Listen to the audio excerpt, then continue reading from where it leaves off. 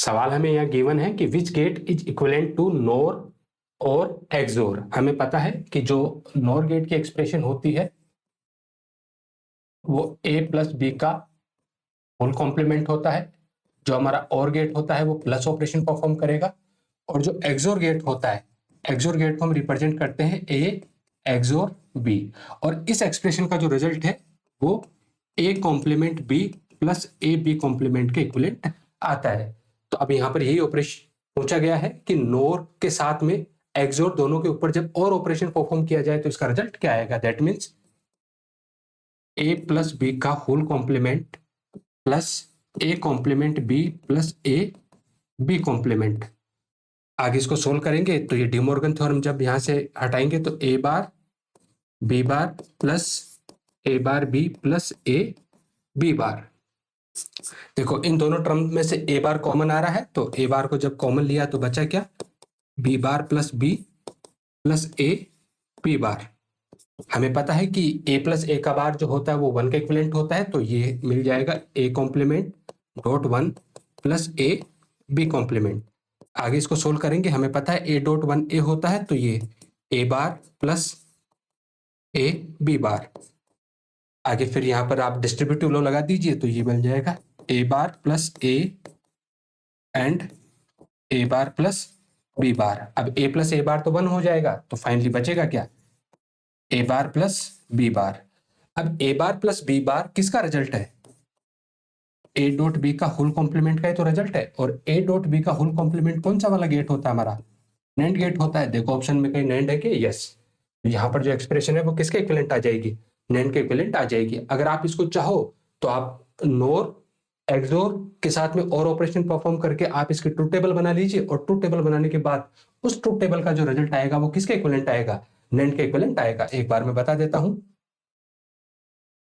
जैसे एक्सप्रेशन हमें गिवन थी a प्लस बी का whole complement plus a complement b plus A B complement. That means ये जो एक्सप्रेशन है वो तो किसके इक्विवेलेंट है, a एक्सोर b के इक्विवेलेंट है। तो यहां से a और b दो इनपुट ले लेते हैं, तो 00 11 01 एंड 01। सबसे पहले हम यहां से और ऑपरेशन परफॉर्म करेंगे, तो a प्लस बी और a प्लस बी हो जाएगा 0 1 1। नाउ a प्लस बी का होल कॉम्प्लीमेंट, दैट मीन्स आपका नोर गेट, तो ये हो जाएगा 1 0 0 0। ए एक्सोर बी जो होता है उसका आउटपुट हमें पता है कि डिफरेंट पे 1 आएगा, सेम पे 0 आएगा, तो 0 0 सेम है, तो 0 0 1 1 1 0 1 एंड 1 1 0। अब हमें क्या करना था, इन दोनों के बीच में और ऑपरेशन परफॉर्म करना था। That means a plus B का whole complement plus a XOR B. तो यहां से जब और ऑपरेशन परफॉर्म करेंगे तो 1 0 1 1 1 और 0। अब वहां पर हम नेट गेट की जब ट्रूथ टेबल बनाएंगे तो सबसे पहले एंड ऑपरेशन परफॉर्म करेंगे, और एंड ऑपरेशन जब परफॉर्म करेंगे तो यहां से रिजल्ट मिलेगा 0 0 1। और जब एंड का हम कॉम्प्लीमेंट करेंगे that means A dot B का फुल कॉम्प्लीमेंट। हमें पता है एंड में, तो यहाँ से ए डॉट बी हमने ऑपरेशन परफॉर्म किया, तो ये हो जाएगा 1 1 1 0। और जो ये 1 1 1 0 है वो किसका इक्विवेलेंट है, इसी एक्सप्रेशन का इक्विवेलेंट, तो इसका रिजल्ट आ रहा है। दैट मीन्स ये कौन से वाले गेट के इक्विवेलेंट हो जाएगा, नैंड गेट के इक्विवेलेंट हो जाएगा। आगे बढ़ते हैं। सवाल है कि output of 2 input NAND gate if one of its input is permanently connected to 0। बोला है कि एक 2 इनपुट वाला आपके पास नैंड गेट गिवन है, और उसका जो एक इनपुट है वो हमेशा किससे कनेक्ट हो रहा है, 0 से कनेक्ट हो रहा है, तो उस केस में इसका आउटपुट क्या आएगा। सपोज करो ये 2 इनपुट नैंड गेट की यहाँ पर बात हुई है, ए और बी। अब इसका जो एक इनपुट है वो तो हमेशा ही किससे कनेक्ट है, 0 से कनेक्ट है। तो मान लेते हैं कि ए की वैल्यू तो हमेशा ही क्या रहेगी, 0। अब हो सकता है कि बी की वैल्यू क्या रहे, 0। तो उस केस में नैंड ऑपरेशन परफॉर्म करना है, तो सबसे पहले तो ए डॉट बी, तो 0.00 एंड ए डॉट बी का कॉम्प्लीमेंट, तो ये हो जाएगा 1। अब हमें पता है पहला वाला इनपुट तो हमेशा ही क्या रहेगा, 0। अब बी पहले 0 था, अब हो सकता है कि 1 हो, तो उस केस में ए डॉट बी क्या आएगा, 0, और ए डॉट बी का कॉम्प्लीमेंट 1। तो 2 इनपुट वाला नैंड गेट है जिसका एक इनपुट हमेशा किससे कनेक्ट है, 0 से। अब दूसरे वाला जो इनपुट है वो 0 भी हो सकता है और 1 भी हो सकता है। चाहे दूसरे वाला इनपुट 0 हो या 1 हो, रिजल्ट हमेशा ही किसके बराबर आ रहा है, यहाँ पर 1 के बराबर आ रहा है तो रिजल्ट हमेशा किसके बराबर आएगा, 1 के बराबर।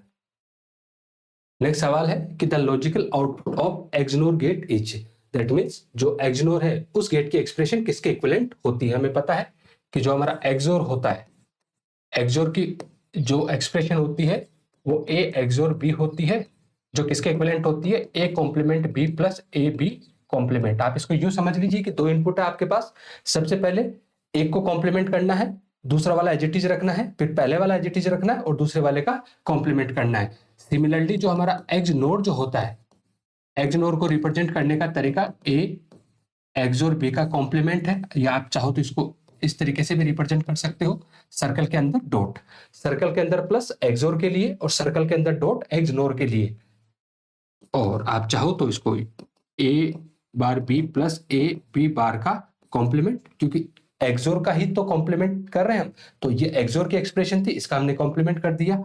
और इसको जब हम सोल्व करते हैं तो ये हमें मिलता है A bar B bar plus A B. आप चाहो तो इसको सोल्व भी कर लीजिए, जैसे A complement B plus A B complement का होल कॉम्प्लीमेंट। सबसे पहले डिमॉर्गन थ्योरम हटाएंगे तो ए बार बी का कॉम्प्लीमेंट प्लस हमारा डॉट में कन्वर्ट हो जाएगा एंड ए बी बार का कॉम्प्लीमेंट। अगेन डिमॉर्गन थ्योरम, तो ये हो जाएगा ए कॉम्प्लीमेंट का कॉम्प्लीमेंट, आपका डॉट किस में कन्वर्ट हो जाएगा, प्लस में, B complement dot A complement plus B complement का कॉम्प्लीमेंट। हमें पता है कि कॉम्प्लीमेंट का कॉम्प्लीमेंट कैंसिल आउट हो जाएगा, तो यहां से हमें मिलेगा A plus B bar dot A bar plus B, bracket open कर लीजिए, तो ये हो जाएगा A dot A bar plus A B plus A bar B bar plus B dot B bar. अब A dot A bar zero हो जाएगा, B dot B bar zero हो जाएगा, फाइनली बचेगा क्या, A B plus A bar B bar. अब आप A B plus A bar B bar बोलो या आप इसको A bar B bar plus A B बोलो, कोई फर्क नहीं पड़ेगा। क्यों, क्योंकि जो आपका कम्यूटेटिव लॉ है वो यही तो कहता है कि ए प्लस बी किसके बराबर होता है, हमेशा बी प्लस ए के बराबर होता है। तो इस तरीके से यहाँ पर जो एक्सनोर की जो एक्सप्रेशन आएगी वो किसके इक्विवेलेंट आएगी, A complement B plus A B complement, no, ये तो आपका एक्स और होता है। A dot B plus A dot B का whole complement, no, A complement B complement plus A dot B complement, no, A dot B plus A complement and B complement. तो आपका जो answer होगा वो D आपका correct answer हो जाएगा। अगले सवाल की तरफ चलते हैं। अगला सवाल है कि which one of the following expression does not represent exclusive NOR of X and Y. यहां पर आपको एक्सनोर गेट गिवन है और बोला है कि आपके पास मान के चलो 2 वेरिएबल है एक्स एंड वाई। उस केस में इन चारों में से ऐसी कौन सी एक्सप्रेशन है जो एक्सनोर के इक्विवेलेंट नहीं है। अब हमें एक्सनोर की एक्सप्रेशन पता है, अब यहां पर वेरिएबल एक्स वाई है, तो आप मान लीजिए X complement Y complement plus x Y, ये आपके एक्सनोर गेट की इक्विवेलेंट एक्सप्रेशन होती है। तो इनमें से कौन सी वाली नहीं है, option number A X Y plus x complement Y complement, ये तो होता है, ये तो इसकी स्टैंडर्ड फॉर्म होती है, X Y plus x complement Y complement. Option number B में है एक्स एक्सोर वाई कॉम्प्लीमेंट। हमें पता है कि जो एक्सोर होता है, एक्सोर में आप किस तरीके से लिखते हो, जैसे ए एक्सोर वाई है तो इसको आप रिप्रेजेंट कैसे करते हो, X complement Y plus x Y complement, मतलब पहले वाले का कॉम्प्लीमेंट दूसरे वाला एज इट इज प्लस पहले वाला एज इट इज दूसरे वाले का कॉम्प्लीमेंट। तो इसको सोल्व करो आप, पहले वाले का कॉम्प्लीमेंट दूसरे वाला एज इट इज, दूसरे वाला एज इट इज मतलब वाई का कॉम्प्लीमेंट। अभी इस बार यहां पर वाई की वैल्यू वाई कॉम्प्लीमेंट है प्लस पहले वाला एज इट इज दूसरे वाले का कॉम्प्लीमेंट। ये वाई कॉम्प्लीमेंट तो गिवन था और इसका क्या करना है हमें कॉम्प्लीमेंट, और कॉम्प्लीमेंट का कॉम्प्लीमेंट कैंसिल आउट हो जाएगा बिकॉज हमें पता है कि वाई कॉम्प्लीमेंट का वाई कॉम्प्लीमेंट किसके बराबर होता है, सॉरी वाई के इक्विवेलेंट। तो यहां से हमें इसका रिजल्ट मिल जाएगा x complement Y complement plus x y, और ये भी क्या होती है इसकी स्टैंडर्ड फॉर्म होती है, दैट मींस इसी के तो इक्विवेलेंट आ गया। तो ये वाला ऑप्शन भी क्या है आपका एक्स नोर के इक्विवेलेंट है। अगले वाले ऑप्शन को चेक करो, x complement XOR y, that means x complement XOR y. इसको जब हम सोल्व करेंगे तो पहले वाले का कॉम्प्लीमेंट दूसरे वाला as it is, sorry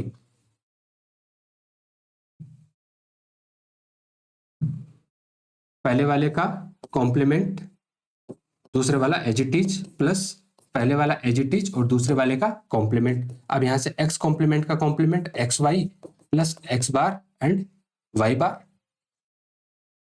x bar and Y bar, और ये भी किसके इक्विवेलेंट आ गया, इसी की स्टैंडर्ड फॉर्म के इक्विवेलेंट आ गया। ऑप्शन नंबर डी को चेक करो, ऑप्शन नंबर डी है एक्स कॉम्प्लीमेंट एक्स और वाई कॉम्प्लीमेंट।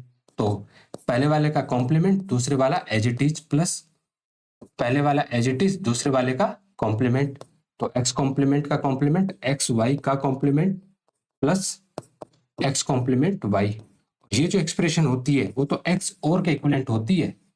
और हमें किससे पूछा गया था कि इन चारों में से ऐसी कौन सी एक्सप्रेशन है जो एक्स नोर के इक्विवेलेंट नहीं है। तो यही वाली एक्सप्रेशन क्या है, एक्स नोर के इक्विवेलेंट नहीं है। तो आपका राइट आंसर क्या हो जाएगा, ऑप्शन नंबर डी।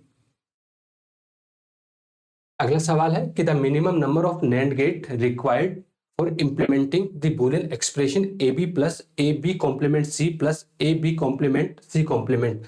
मतलब ये एक एक्सप्रेशन है और इस एक्सप्रेशन को इंप्लीमेंट करने के लिए कितने minimum number of NAND gate आपको रिक्वायर्ड होंगे। तो सबसे पहले जो एक्सप्रेशन हमें गिवन है वो है A B plus A B complement C plus A B complement C complement.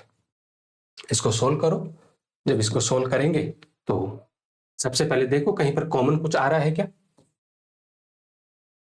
तो जब हमने कॉमन लेने की बात की तो यहां से इन दोनों में से आपका ए कॉमन आ रहा है और इन दोनों में से भी आपका ए कॉमन आ रहा है।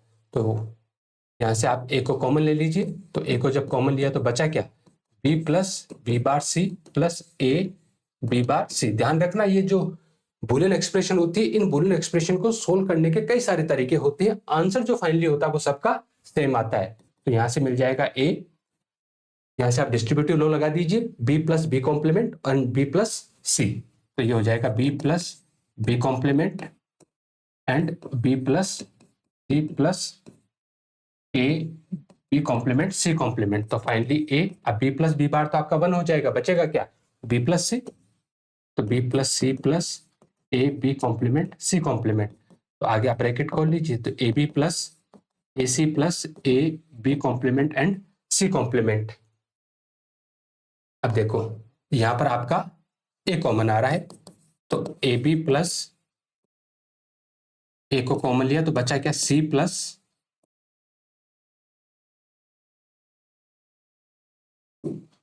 सी plus B complement and C complement. That means A B plus A, यहां से बी बार प्लस सी और सी प्लस सी बार तो 1 हो जाएगा। तो फाइनली बचेगा क्या, B complement plus C, then A B plus A B complement plus A C. अब देखो आगे इसको सोल्व करो, इन दोनों में से आपका ए कॉमन आ रहा है तो ए को कॉमन ले लीजिए, बचा क्या, B plus B bar plus A C. अब बी प्लस बी बार आपका 1 हो जाएगा तो बचेगा क्या, ए प्लस ए सी। अब यहां से ए कॉमन आ रहा तो बचा क्या, 1 plus C and 1 plus C is 1, finally A dot 1 and A dot 1 is A. तो यहां से जो एक्सप्रेशन हमें मिली, इस एक्सप्रेशन का जो रिजल्ट है वो किसके इक्विवेलेंट आ रहा है, ए के इक्विवेलेंट आ रहा है। दैट मीन्स जो इनपुट आपका ए था वही इस पूरी की पूरी एक्सप्रेशन का क्या है, आउटपुट है। जब आपका ए इनपुट इस पूरी की पूरी एक्सप्रेशन का क्या है, रिजल्ट है, तो उस केस में किसी भी तरह के गेट की रिक्वायरमेंट होगी क्या, नहीं, हम किसी भी तरह की प्रोसेसिंग की रिक्वायरमेंट नहीं है। हम सीधा कह सकते हैं कि इस पूरी एक्सप्रेशन में जो आपका ए इनपुट है वही इस पूरी एक्सप्रेशन का क्या है, यहाँ पर रिजल्ट है। That means option number B. यहाँ पर कितने गेट चाहिए होंगे हमें, नैंड गेट, 0 नैंड गेट यहाँ पर रिक्वायर्ड होंगे। ध्यान रखना जब 0 ऑप्शन में ना हो, 0 आपका ऑप्शन में गिवन ही ना हो, तो उस केस में जो इसका रिजल्ट आएगा वो कितना आएगा, 2 आएगा। कैसे 2 आएगा, आपके क्या चाहिए, यहाँ पर ए चाहिए, कौन से गेट की हेल्प से, नैंड गेट की हेल्प से। अब हमें पता है कि नैंड गेट को मिनिमम 2 इनपुट चाहिए होते हैं। अब जब मिनिमम 2 इनपुट चाहिए होते हैं तो इसका जो रिजल्ट मिलता है वो आमतौर पे जब 2 इनपुट ए और बी होता है तो ये हमें मिलता है ए डॉट बी का कॉम्प्लीमेंट। अब मैं ऐसा भी तो कर सकता हूं कि ए को 2 बार सप्लाई कर दूं तो क्या मिलेगा, ए डॉट ए का कॉम्प्लीमेंट। जब 0 ऑप्शन में है तब उस केस में 0 इसका राइट आंसर होगा। जब 0 ऑप्शन में नहीं है तो 2 कैसे आएगा, कि मान के चलो ये आपका नैंड गेट आपने लिया और यहां से ए को आपने 2 बार सप्लाई किया, तो यहाँ से जो रिजल्ट मिला वो क्या मिला, ए डॉट ए का कॉम्प्लीमेंट। अब ए डॉट ए क्या होता है, ए, तो यहाँ से रिजल्ट आया ए। आपको क्या चाहिए, ए चाहिए, रिजल्ट क्या मिला, ए कॉम्प्लीमेंट।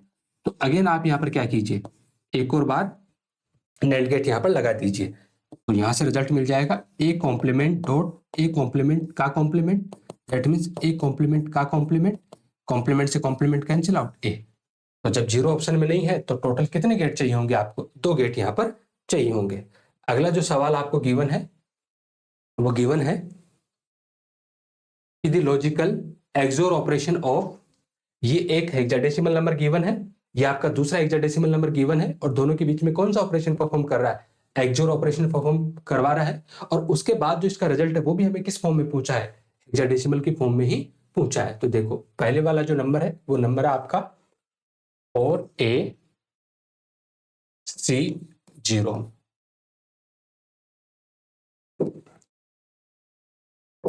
तो देखो हमें पता है कि जो हेक्साडेसिमल नंबर होता है वो 4 बिट में लिखे हुए होते हैं। तो 4 के लिए 0100, ए का मतलब 10 1010, सी का मतलब 12 1100 और 0 4 टाइम 0।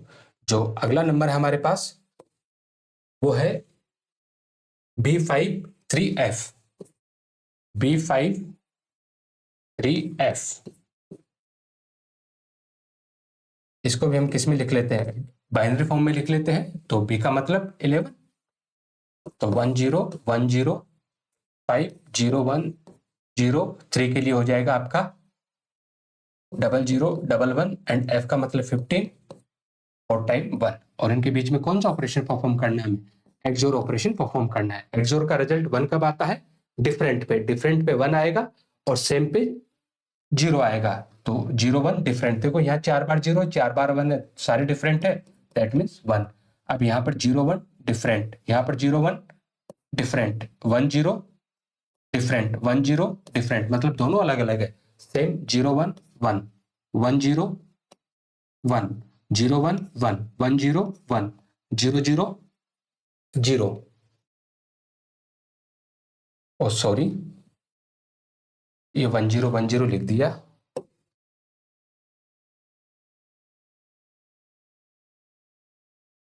यहाँ पर बी किसके इक्विवेलेंट होता है, आपका 11 का इक्विवेलेंट होता है, और 11 का जो बाइनरी होता है वो होता है आपका 1 0 1 1। तो 0 1 1 0 1 1 1 0 1 एंड 0 1 1। अब वही 4 बिट ये एफ का इक्विवेलेंट हुआ, ये 4 बिट एफ का इक्विवेलेंट हुआ, ये 4 बिट एफ का इक्विवेलेंट, और ये 4 बिट एफ का इक्विवेलेंट, मतलब ये 15 का इक्विवेलेंट है।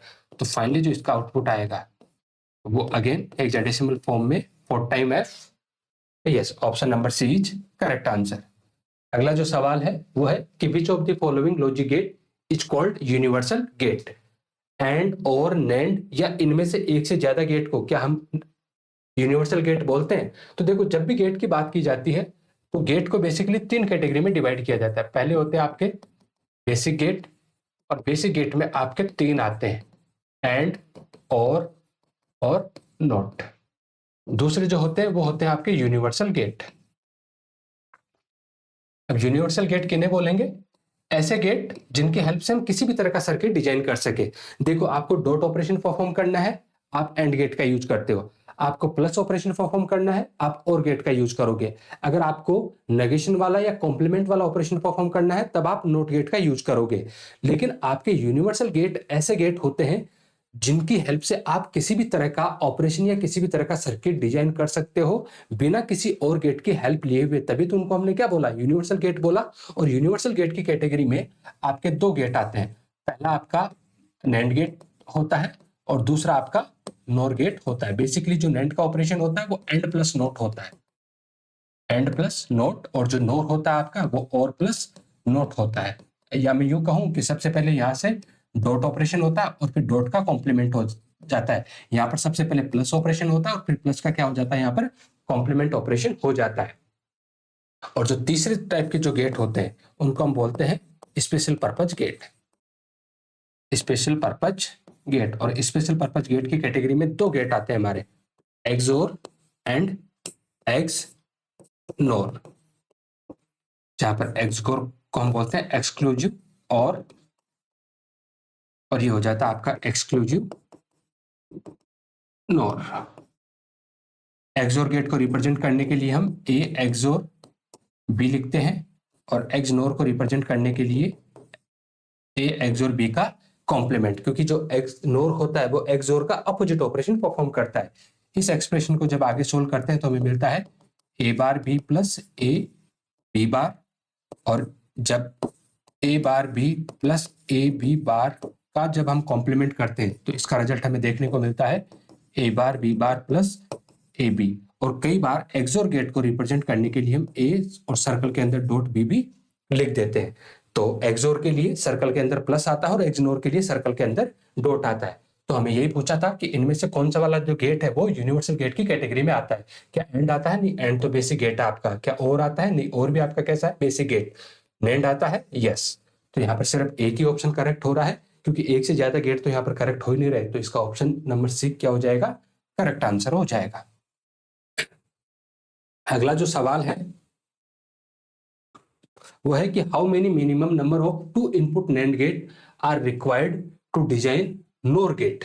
मतलब आपको नैंड गेट की हेल्प से कौन सा वाला गेट डिजाइन करना है? NOR gate. तो सबसे पहली बात, तो क्या नैंड गेट से नोर गेट डिजाइन किया जा सकता है? तो आपका जवाब होगा बिल्कुल किया जा सकता है, क्योंकि नैंड आपका किस कैटेगरी का गेट है? यूनिवर्सल। और यूनिवर्सल गेट इतना कैपेबल होता है कि वो अकेला किसी भी टाइप का ऑपरेशन क्या कर सकता है? परफॉर्म कर सकता है। तो जो नैंड गेट होता है आपका, नैंड गेट कौन सा ऑपरेशन परफॉर्म करता है? ए डॉट बी का कॉम्प्लीमेंट। और नॉर गेट कौन सा ऑपरेशन परफॉर्म करता है? ए प्लस बी का कॉम्प्लीमेंट। क्योंकि दोनों ही क्या आपके यूनिवर्सल गेट है, तो नैंड से कौन सा वाला गेट डिजाइन करना है आपको? नॉर गेट डिजाइन करना है। अब देखो, नैंड देगा क्या आपको? ए डॉट बी का होल कॉम्प्लीमेंट। चाहिए क्या आपको? ए प्लस बी का होल कॉम्प्लीमेंट। चाहिए क्या? ए प्लस बी का होल कॉम्प्लीमेंट। जब ए प्लस बी का होल कॉम्प्लीमेंट चाहिए तो उससे पहले तो क्या चाहिए आपको? ए प्लस बी चाहिए ना। तो सबसे पहले तो क्या चाहिए आपको? ए प्लस बी, और फिर उसका क्या कर देना आपको? कॉम्प्लीमेंट कर देना है। अब यहां से जो नैंड आपको देगा, नैंड तो ए डॉट बी का कॉम्प्लीमेंट देगा। अब डॉट को प्लस में बदलने के लिए आपको क्या करना पड़ेगा? यहाँ पर डिमॉर्गन थ्योरम अप्लाई करनी पड़ेगी। और जब आप डिमॉर्गन थ्योरम अप्लाई करोगे तो यहां से मिलेगा आपको ए बार प्लस बी का बार। चाहिए क्या आपको? ए प्लस बी का होल कॉम्प्लीमेंट। और ए प्लस बी का होल कॉम्प्लीमेंट के लिए पहले क्या चाहिए? ए प्लस बी। मिला क्या आपको? ए बार प्लस बी बार। तो ए बार प्लस बी बार पे से ए और बार में बी बार का कॉम्प्लीमेंट हटाने के लिए एक और बार क्या कर दो? यहाँ पर कॉम्प्लीमेंट कर दो। और जब एक और बार कॉम्प्लीमेंट करोगे तो कॉम्प्लीमेंट हट जाएगा। दैट मीन्स सबसे पहले आपको ए का कॉम्प्लीमेंट करना है, फिर बी का कॉम्प्लीमेंट करना है, उसके बाद डिमॉर्गन थ्योरम लगा के हटानी है, और फाइनली वापस से क्या कर देना है आपको? नोट ऑपरेशन परफॉर्म करवा लेना है। और ये काम कैसे होगा देखो, और वो भी कैसे पूछा है? मिनिमम, कि क्या हो? मिनिमम कितने नैंड गेट रिक्वायर्ड हो। तो देखो, यहां से आपने एक नैंड गेट लिया, यहां से ए को सप्लाई किया होगा, फिर नैंड गेट आपने लिया और यहां से आपने बी को सप्लाई किया होगा। ऑफ कोर्स यहां से मिला होगा आपको ए डॉट ए का कॉम्प्लीमेंट, और यहां से मिला होगा आपको बी डॉट बी का कॉम्प्लीमेंट। ए डॉट ए के कॉम्प्लीमेंट को सोल्व किया तो क्या मिला? A complement. और बी डॉट बी के होल कॉम्प्लीमेंट को सोल्व किया तो क्या मिला? बी का कॉम्प्लीमेंट। अगेन आप एक और नैंड गेट यहां से ले लीजिए, पहले वाले और दूसरे वाले का इन आउटपुट जो है वो यहाँ पर एज इनपुट की तरह काम करेगा। तो यहां से जो रिजल्ट हमें मिला वो मिला A complement dot B complement का कॉम्प्लीमेंट, क्योंकि पहला इनपुट ए कॉम्प्लीमेंट, दूसरा input B complement. NAND gate क्या करेगा? डॉट के बाद कॉम्प्लीमेंट ऑपरेशन। आगे सोल्व कर लीजिए इसको, जब आप आगे सोल्व करोगे तो ये मिल जाएगा ए कॉम्प्लीमेंट का कॉम्प्लीमेंट डॉट किस में कन्वर्ट हो जाएगा? प्लस में, और बी कॉम्प्लीमेंट का कॉम्प्लीमेंट। कॉम्प्लीमेंट से कॉम्प्लीमेंट कैंसिल आउट, मिला क्या? A plus B. That means और तो हमें मिल गया। अब हमें क्या बनाना है? इसको नोर। और नोर बनाने के लिए वापस से क्या ले लीजिए आप? एक और नैंड गेट। और जब वापस से आप नैंड गेट लोगे तो यहां से जो आउटपुट आपको देखने को मिलेगा वो मिलेगा A plus B dot A plus B, क्योंकि पहला इनपुट ए प्लस बी, दूसरा इनपुट भी क्या है? A plus B. उसने क्या किया? दोनों के बीच में डॉट ऑपरेशन, और उसके बाद चूंकि ये नैंड है तो इसने क्या कर दिया? कॉम्प्लीमेंट ऑपरेशन परफॉर्म कर दिया। अब एक बार कॉम्प्लीमेंट को भूल जाओ, B dot A plus B किसके बराबर होता है? ए प्लस बी, क्योंकि हमें पता है कि ए डॉट ए किसके बराबर होता है, ए के बराबर ही तो होता है। तो यहां से ये मिला ए प्लस बी और ऊपर कॉम्प्लीमेंट है। चाहिए था क्या हमें, ए प्लस बी का कॉम्प्लीमेंट। तो ए प्लस बी का कॉम्प्लीमेंट मिल गया है। और ऐसा करने के लिए कितने गेट लगे हमें, 1 2 3 एंड 4। तो देखो 4 कहीं ऑप्शन में है, yes, option number B is correct answer.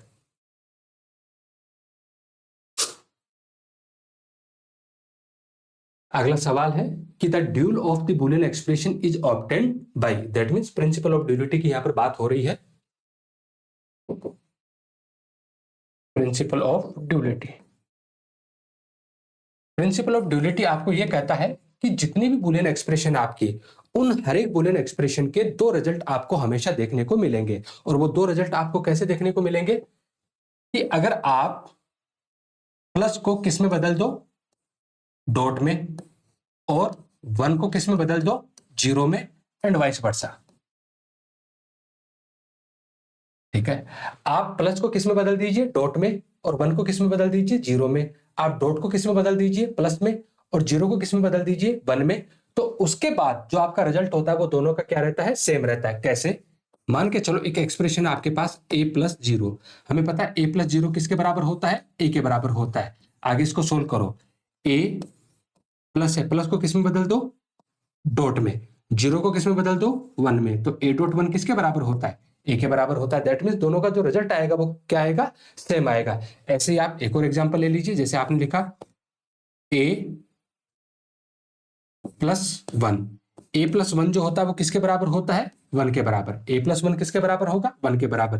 तो आगे इसको a प्लस को किस में बदल दीजिए, डॉट में, 1 को किस में बदल दीजिए, 0 में, और 1 को किस में बदल दीजिए, आप 0 में। तो a प्लस 1 किसके बराबर होता है, 1 के बराबर। सिमिलरली a डॉट 0 किसके बराबर हो जाएगा, आपका a के बराबर हो जाएगा। और एग्जाम्पल आपने लीजिए, जैसे आपने लिखा a प्लस a किसके बराबर होता है, a के बराबर। तो आप इसको सोल्व बदल दीजिए, आगे a प्लस को किस में बदल दीजिए, डॉट में, a, ये a डॉट a भी किसके बराबर होता है, a के बराबर होता है। तो आप ऑप्शन में देखिए, इंटरचेंजिंग ऑल जीरोज एंड 1, नहीं, अकेले इससे काम नहीं चलेगा। Interchanging all 0 and 1, comma all 0, all plus and dots, हाँ इससे काम हो जाएगा। जितने भी प्लस है उनको डॉट में बदल दीजिए, जितने भी 0 उनको किस में बदल दीजिए, 1 में बदल दीजिए। एक बार थर्ड ऑप्शन को देखते हैं, interchanging all zeros and 1, all plus and dot, sign and complementing all the variables. नहीं, ऐसा करने के लिए हमने कहीं पर भी किसी भी वेरिएबल का कॉम्प्लीमेंट नहीं किया है। That means option B is correct answer. अगला जो सवाल है वो है कि एन और गेट हैज 4 इनपुट। बोला है कि एक और गेट आपके पास कितने इनपुट वाला, 4 इनपुट वाला। The number of words in truth table will be, जो आप ट्रूथ टेबल बनाओगे उस ट्रूथ टेबल में जो टोटल पॉसिबल कॉम्बिनेशन बनेंगे वो कितने होंगे, 4 बनेंगे, 8 बनेंगे, 16 बनेंगे, या इनमें से कोई सा भी ऑप्शन करेक्ट नहीं है। तो देखो ध्यान रखना कि जब भी आपके पास n वेरिएबल होते हैं, if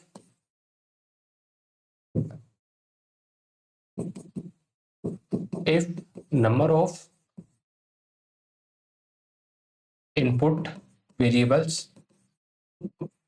are n, then there are total 2 raised to power n possible combination।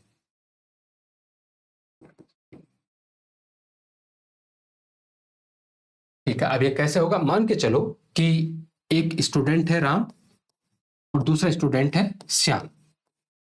अब राम और श्याम को क्लासरूम में पढ़ने के लिए आना था। अब 2 स्टूडेंट है, इनको आज पढ़ने के लिए आना था, तो राम और श्याम के आने की क्या क्या पॉसिबिलिटी है।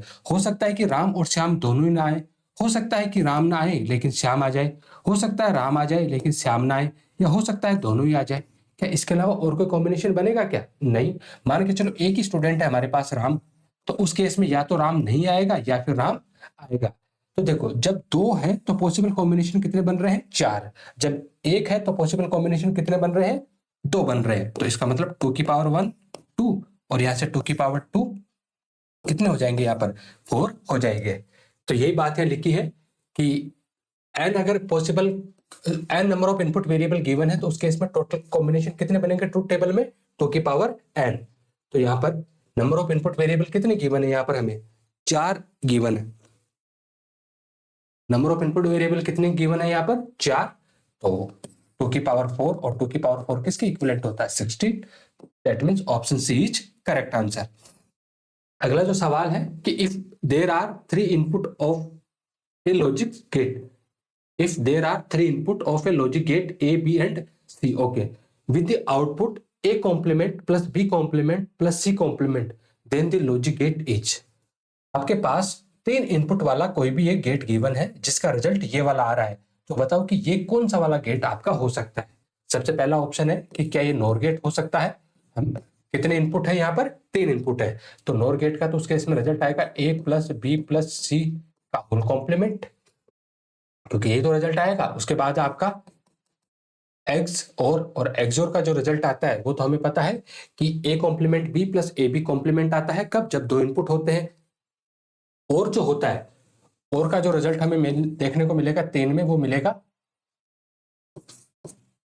ए प्लस बी प्लस सी। और अगला है आपके पास नेंड, और नेंड का जो रिजल्ट हमें देखने को मिलेगा वो मिलेगा A dot B dot C का फुल कॉम्प्लीमेंट।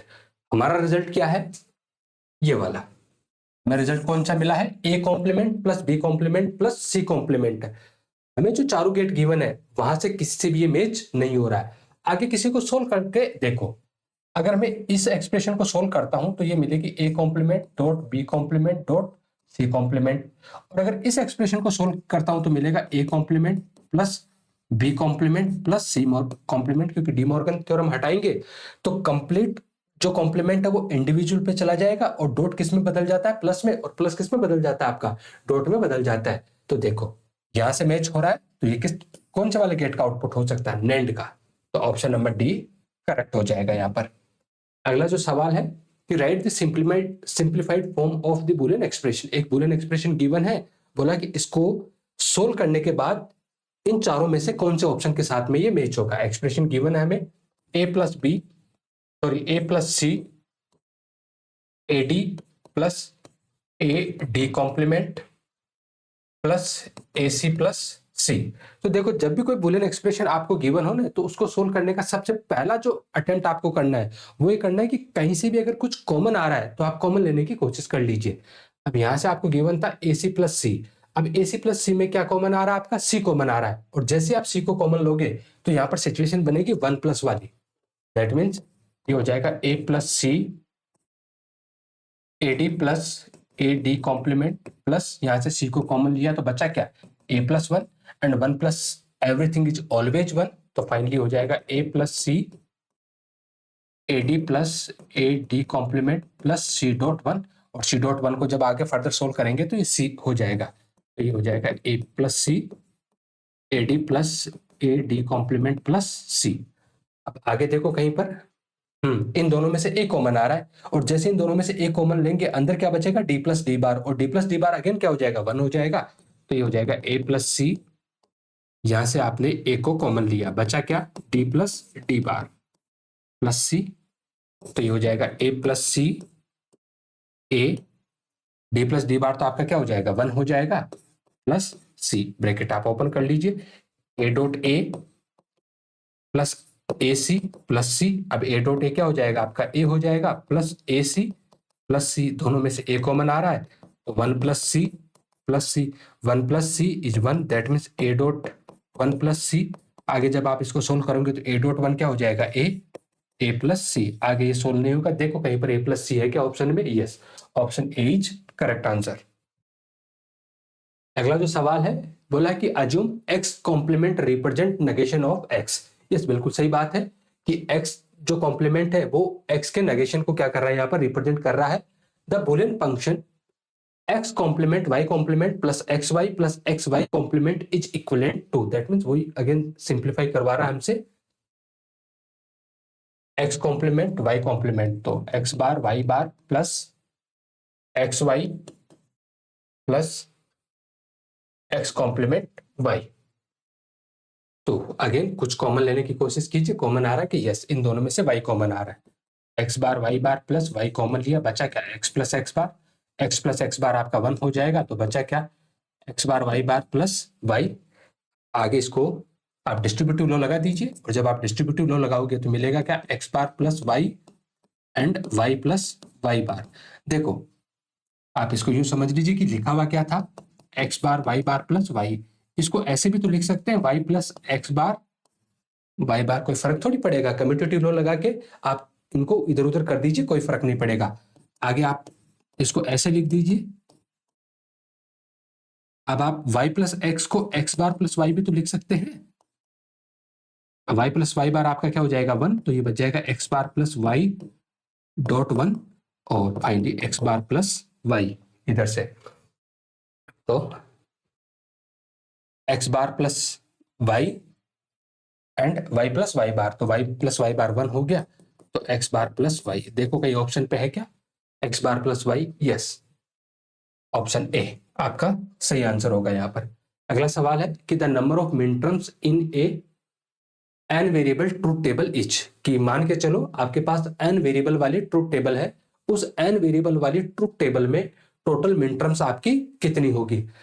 आप मिनटर्म को हम समझे उससे पहले हम देखते हैं कि सोप क्या होता है। सोप का जो फुल फॉर्म होता है वो होता है sum of product, sum of product.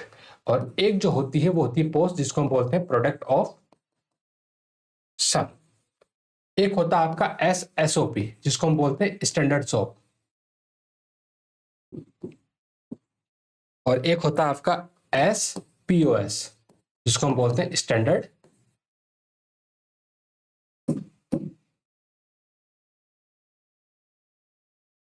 Post, इसको हम बोलेंगे। अब इनमें क्या फर्क होता है, देखो नाम से पता चल रहा है कि सम करना है किनका, प्रोडक्ट वाली टर्म का। यहां पर प्रोडक्ट करना है किनका, सम वाली टर्म का। सम का मतलब प्लस, प्रोडक्ट का मतलब डॉट, प्रोडक्ट का मतलब डॉट, सम का मतलब plus.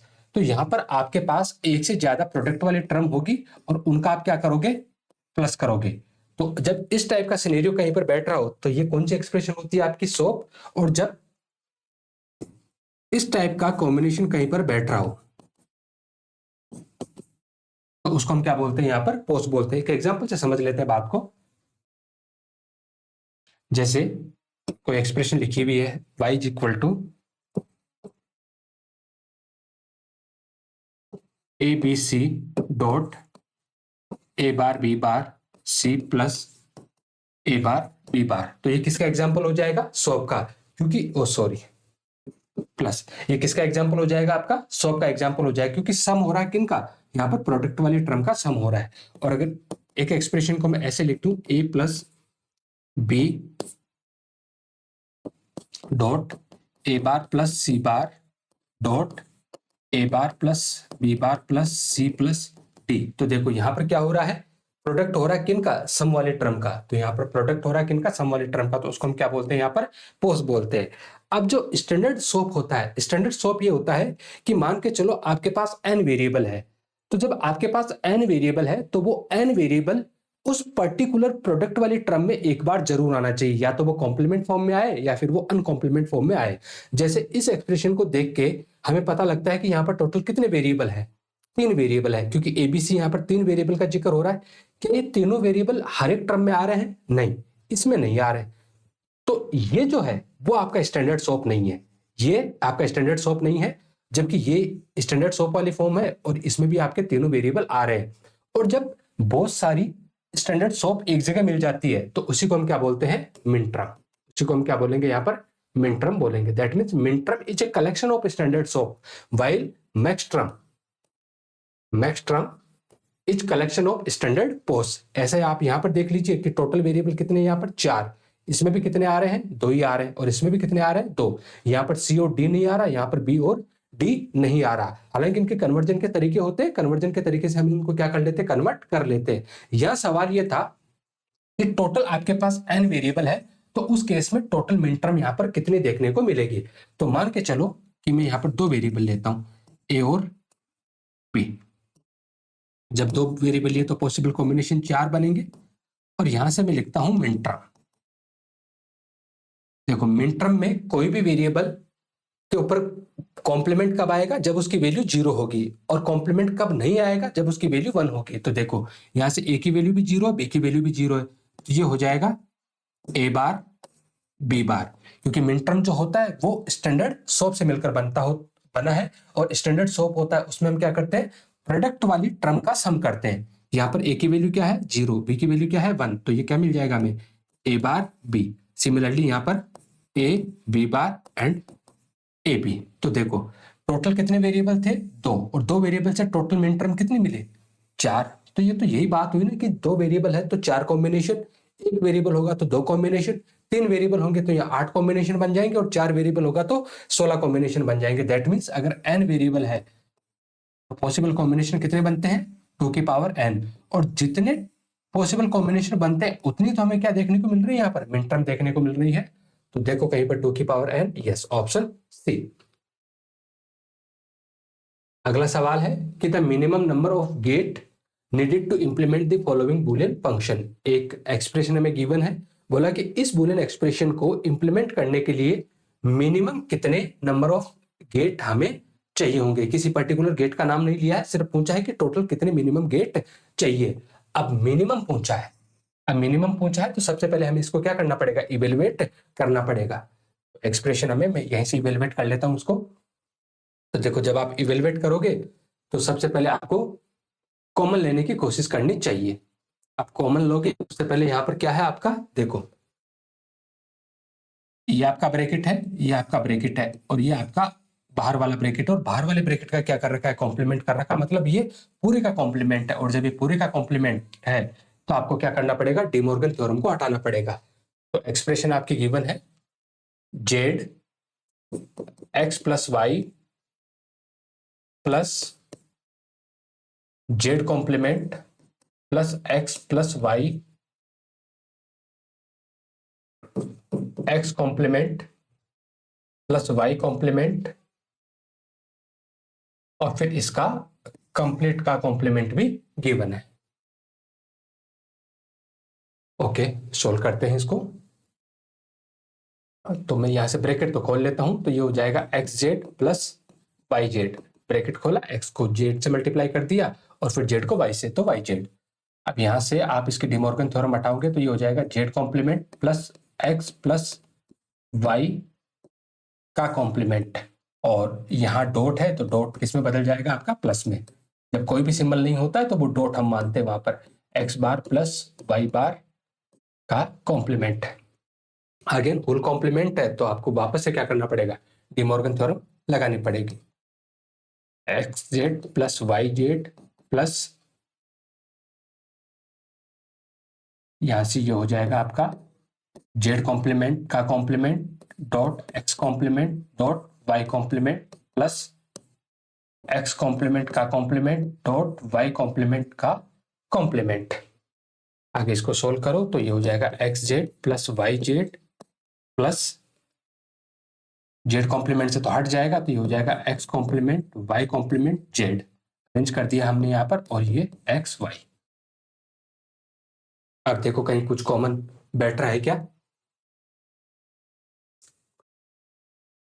X complement Y Z X और वाई।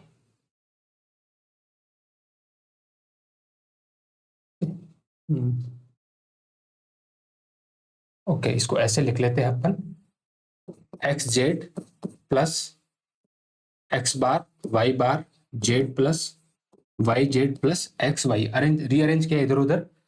अब यहां से इन दोनों में से जेड कॉमन आ रहा है, तो इन दोनों में से जेड को कॉमन लिया तो बचा क्या, X plus X bar Y bar plus, अब इन दोनों में से वाई कॉमन आ रहा है लेकिन अंदर क्या बचेगा, जेड प्लस एक्स, जो हमारे किसी काम का नहीं है, तो y Z plus x y z. और यहां से देखो एक्स प्लस एक्स बार तो 1 हो जाएगा, बचेगा क्या, X plus Y bar, X plus Y bar plus Y Z plus x Y. तो ये हो जाएगा आपका X Z plus Y bar Z plus Y Z plus x Y.